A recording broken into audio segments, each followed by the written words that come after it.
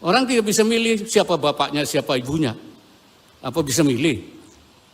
Kalau bisa milih, bisa saja. Saya pengen jadi anak presiden. Tapi kan nggak bisa.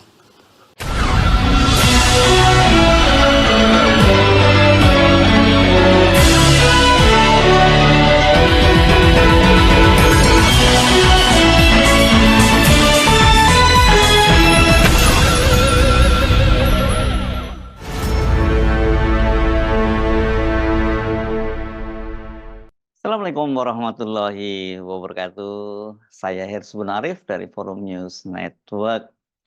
Wakil Presiden Ma'ruf Amin tiba-tiba bicara tentang takdir seseorang yang tidak bisa memilih lahir di mana, kemudian lahir itu menjadi anak siapa, dan juga itu lahir sebagai ras atau suku bangsa tertentu, apakah itu hidungnya mancung atau kulitnya hitam. Ma'ruf Amin mengaku kalau bisa memilih, maka dia ingin lahir itu sebagai anak seorang presiden.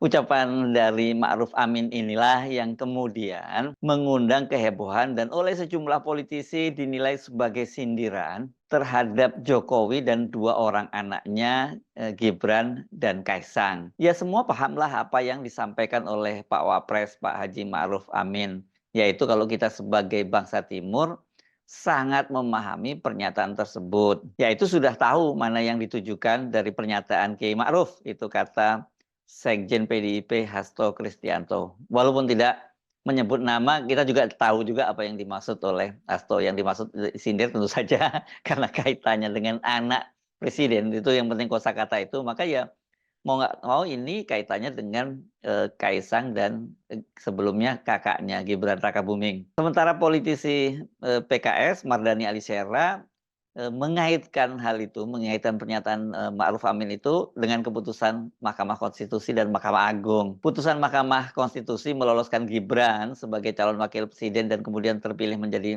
wakil presiden pada Pilpres lalu.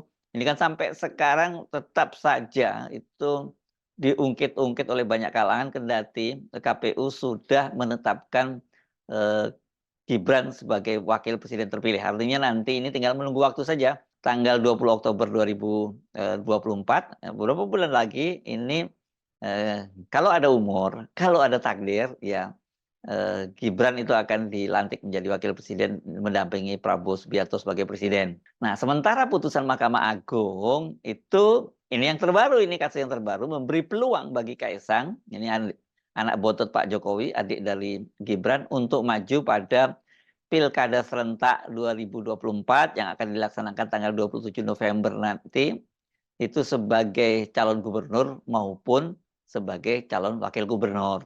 Karena kendati usianya belum genap 30 tahun sebagaimana disyaratkan oleh undang-undang dan peraturan Komisi Pemilihan Umum, namun dengan putusan Mahkamah Agung bahwa usia 30 tahun itu bukan saat pendaftaran tapi terhitung pada saat pelantikan, maka ya Kaisang itu sekarang ini terbuka peluangnya, tidak lagi terhambat oleh peraturan perundang-undangan untuk maju menjadi gubernur atau wakil gubernur. Karena sebelumnya kan ini Kaisang ini disebut-sebut akan maju pada pilkada nanti menjadi wali kota atau bupati, gitu ya.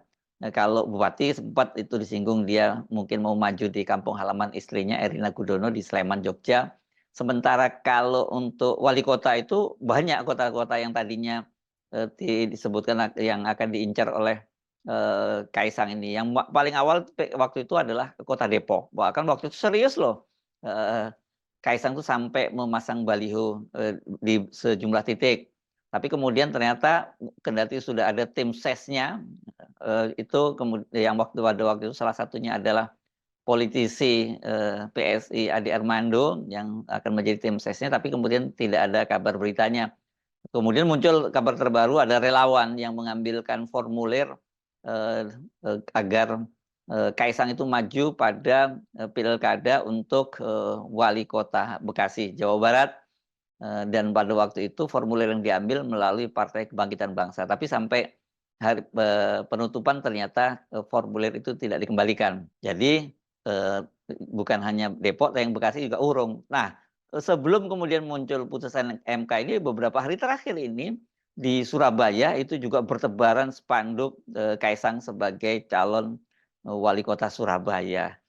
Ini juga bukan resmi dari partai atau Kaisang sendiri, tapi ini adalah dari para relawan. Jadi dengan keputusan dari Mahkamah Agung itu, nanti kalau jadi pada Pilkada serentak tanggal 27 November, Kaisang yang lahir pada tanggal 25 Desember 1994, artinya dia belum genap 30 tahun atau 30 tahun kurang beberapa hari, maka itu bukan halangan dia untuk maju, karena hitungannya bukan pada saat pendaftaran tapi pada saat pelantikan.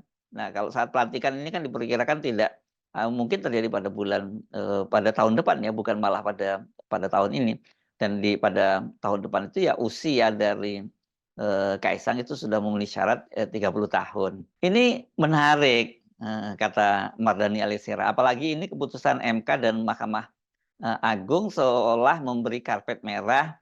Dan ini tidak sehat, kata Mardhani kepada wartawan di Jakarta hari Jumat. Ini berarti kemarin ya, tanggal 31 Mei 2024. Mardhani menyatakan dia bukan tidak sepakat dengan anak-anak muda yang maju pada pilkada. Kata dia, anak-anak muda yang baik harus diberi kesempatan. Tetapi kata dia, harus dipastikan bahwa anak muda yang maju itu yang berkualitas dan punya track record dan kaderisasi yang baik, ujar Mardhani. Saya kira jelas dalam kasus seperti Kaisang ini, ya dia tidak punya track record yang memadai, bahkan tidak punya track record apapun kalau berkaitan dengan pemerintahan, karena dia belum pernah menjabat di pemerintahan. Bahkan di partai politik pun sebenarnya Gibran ini nggak punya track record apapun, karena kan dia juga belum lama menjadi ketua Partai Solidaritas Indonesia, itu pun dia baru 2 hari memegang KTA PSI dan kemudian tiba-tiba saja diangkat menjadi ketua umum. Ini jelas ini ya tidak bisa tidak, karena ini campur tangan dari bapaknya Pak Jokowi yang mengkarbit dia. Nah, kalau sekarang kemudian dia dipaksakan, ini tidak punya pengalaman apapun untuk maju menjadi kepala daerah, apakah sebagai calon gubernur atau sebagai calon wakil gubernur, ya saya kira memang ini bukan berarti kita menentang anak muda, ya memang anak muda seperti apa, bukan anak muda seperti Kaisang lah jelas yang dicari, termasuk juga bukan anak muda seperti Gibran yang baru punya pengalaman menjadi wali kota Solo lagi, ini kan kota kecil gitu selama kurang dari 2 tahun, tiba-tiba didongkrak luar biasa tinggi menjadi wakil presiden ya. Jangan salah, ini wakil presiden ini dia punya, meskipun sering disebut sebagai ban serep, tapi dia punya peluang untuk menjadi presiden menggantikan Prabowo bila terjadi Prabowo berhalangan tetap meninggal dunia atau mengundurkan diri. Wajar kalau kemudian pernyataan dari Pak Ma'ruf Amin itu kemudian banyak ditafsirkan secara politis gitu, baik oleh pengamat maupun dari para politisi. Tapi apa sih sesungguhnya yang diucapkan oleh Pak Wapres Ma'ruf Amin ini? Saya ajak Anda menyimak pernyataan Wapres yang disampaikan saat membuka Istimewa Ulama ke-8 dilaksanakan di Sungai Liat Bangka pada hari Rabu tanggal 29 Mei 2024. Kalau Allah mau mengimankan semua bisa, memaksa semua bisa. Apa kamu mau maksa orang suruh iman semua? Kata Allah, jangan. Iman tidak boleh dipaksa. Ya, iman tidak boleh dipaksa. Allah tidak mau memaksa. Allah bisa seperti malaikat semua. Malaikat itu semua iman semua, taat semua. Ya. La ya'sunallaha. Malaikat tidak pernah ada yang maksiat kepada Allah. Wa yaf'aluna ma yu'marun. Malaikat itu semua bisa. Kita juga ada yang dipaksa oleh Allah. Misalnya kita lahir di mana? Kita nggak bisa milih Pak Gubernur. Walaupun sekarang jadi Gubernur Bangka Belitung, lahirnya di Aceh, nggak bisa. Saya milihnya lahir di Bangka, nggak bisa. Betul? Nggak ada orang bisa milih saya mau lahir di mana, nggak ada. Majbur, makhurina, majburina. Orang tidak bisa milih siapa bapaknya, siapa ibunya. Apa bisa milih? Kalau bisa milih, bisa saja. Saya pengen jadi anak presiden. Tapi kan nggak bisa. Ya, itu majbur. Ya kan? Ada yang lahirnya hitam, ada yang putih, ada yang hidungnya mancung, ada yang hidungnya pesek. Apa bisa milih? Kalau bisa milih mancung semua, nggak ada yang pesek. Semua cakep semua, makhurin. Itu. Tetapi di dalam masalah memilih jalan hidup, Allah tidak maksa. Supaya milih. Supaya milih. Iman itu biikhtiaril mukmin, dengan ikhtiar kita. Supaya apa? Supaya datang kepada Allah. Ya'ti rabbahu tawa'iyatan mukhtaran. Supaya datang kepada Tuhannya dengan ketaatan yang pilihannya sendiri. Tawa'iyatan mahbubiyatan. Supaya datang kepada Tuhannya dengan ketaatan yang berdasarkan kecintaan. Makanya suruh milih kita itu. Nah, inilah kita istilahnya, kita ingin memilih, ya pilih. Mau beriman apa tidak beriman.